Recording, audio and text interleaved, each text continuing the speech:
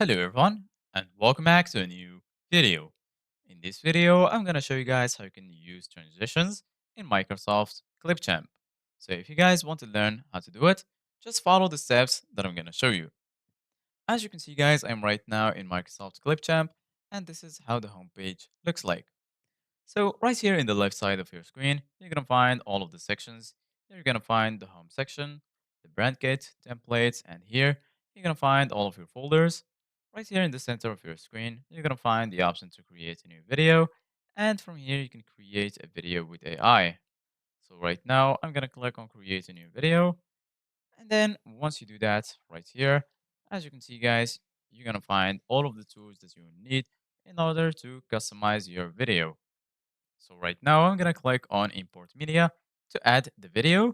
Then go ahead and choose the video from your computer. So I'm gonna choose this one. Then if you want to add the video to the timeline, you can either click on the plus icon right here, or you can drag the video directly like this. And then once you do that, you can just click on it to select it. So I'm gonna split this video to show you guys how you can use transitions by clicking on split right here. So right now, if you want to add a transition, firstly, go here to transitions.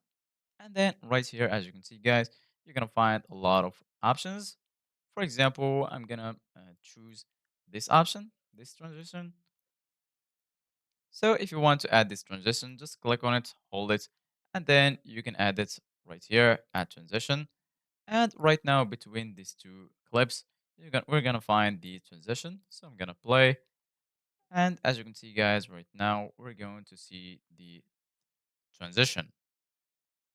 So this is it guys for today's video. Thank you guys for watching. See you guys in the next video.